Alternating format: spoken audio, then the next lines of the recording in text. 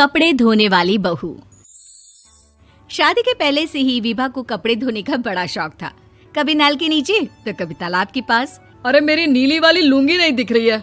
विभा की अम्मा, कहाँ रखी है लुंगी? अरे वो तो विभा ने परसों ही धोकर रखी थी आपकी अलमारी में, देखो वहीं होगी। वो ना मैंने आज धो दी, मुझे लगा कि गंदी हो गई होगी। अरे कैसे गंदी हो गई थी? उसे तो मैंने पहना भी नहीं। हे भगवान, इस लड़की के कपड़े धोने की आदत से परेशान हो गया हूँ मैं।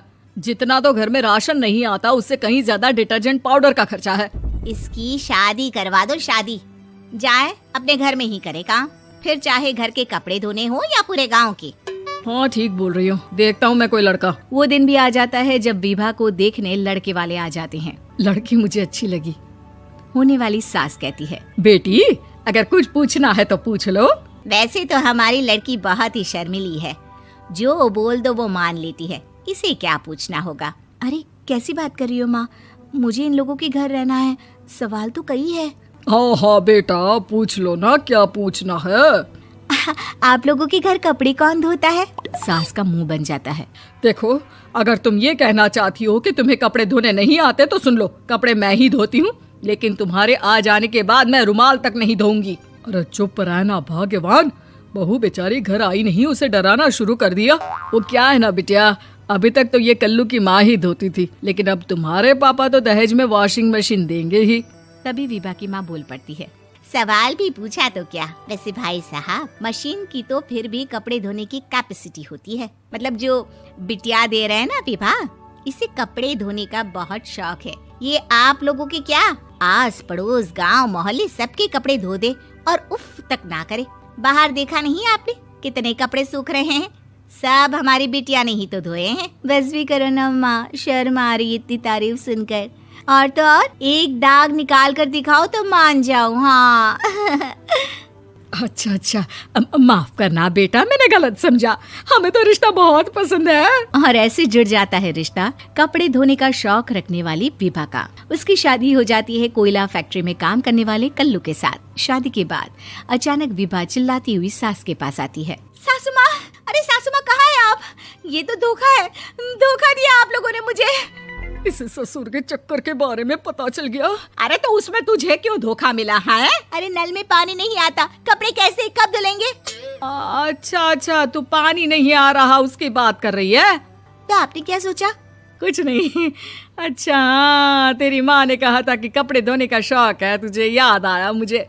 शौक शौक बोलकर कपड़े धोने वाले मेरे जुनून को कम ना आके सासू माँ, कपड़ा धोना मेरा गुरूर है। तभी पति भी वहाँ आ जाता है। अभी अभी मैंने इसे सनी देओल की फिल्म दिखाई है, उसी के डायलॉग मार रही है माँ। अच्छा सुन, साफ साफ बता रही हूँ, पानी सुबह 4 से 6 और शाम को 10 से 12 आता है, समझी? विभा टाइमिंग सुनकर हैरान हो जाती है। ये क्या भूतों का मोहल्ला है?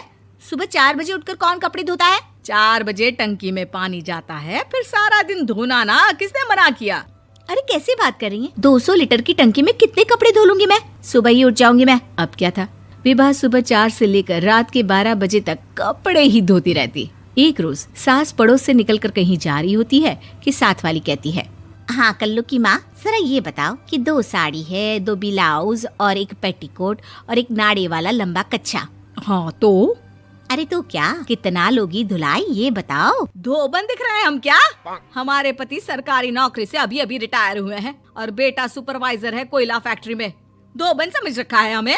हाय रे कल्लू की अम्मा, माफ कर दो, वो तो मोहल्ले में यही सब बता रहे थे कि तुमने बहू को कपड़ा धुलवाने के काम में लगा दिया है। सास को पड़ोसन की बात सुनकर गुस्सा आ जाता है। वो घर पहुंचती है जहां घर के बाहर ही इतने सारे कपड़े सूख रहे होते हैं जितने कि किसी धोबन के घर पर। अरे ओ कल्लू की दुल्हन, बाहर निकल। माँ जी यहीं आ जाओ, बाथरूम में चादर धो रहे हैं हम। अरे अभी हम धोते हैं, तुमको बाहर निकलो। ये आस पड़ोस वाले बोल रहे हैं कि हम बहू से कपड़े धुलवा कर उसे कपड़ा धोने वाली बना दिए हैं। अरे छोड़ो ना माँ जी, किन लोगों की बातों में आती हो? आस पास के लोगों का तो काम ही होता है कि वो किसी तरह सास बहू को लड़ा दे। बहू सारे घर के कपड़े धोती है, ये क्या कम है? बोलिए। सास को भी लग जाता है कि वो बहू का ये सनकीपन नहीं छुड़वा सकती, इससे अच्छा है कि खुद ही चुप हो जाए।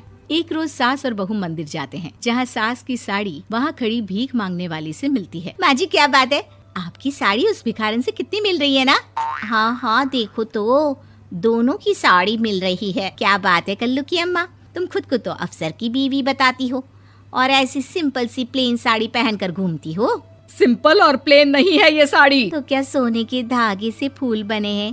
कुछ भी सासू माँ, कुछ भी। हाँ, बने थे इस साड़ी में सोने के धागे से फूल। मेरे पति लेकर आए थे मद्रास से स्पेशली मेरे लिए 10,000 की। ताहे भाई साहब इस भिखारन के लिए भी सेम टू सेम साड़ी लेकर आए होंगे 10,000 की। सास उस वक्त तो कुछ नहीं कहती, लेकिन बहू के साथ घर आती है और अलमारी से एल्बम निकाल कर लाती है। ये साड़ी देख रही है, ये वही साड़ी है जिसे मैंने अभी पहना था।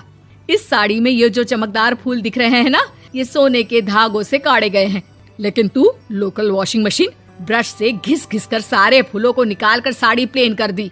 मुझे माफ कर दीजिए सासू माँ। और तो और, जब मैंने तुझे तेरी गलती के लिए कुछ नहीं कहा, लेकिन तूने तो सबके सामने मेरा मजाक ही बना दिया। क्यों? बहू को समझ में आ जाता है कि अब से उसका कपड़े धोना बंद।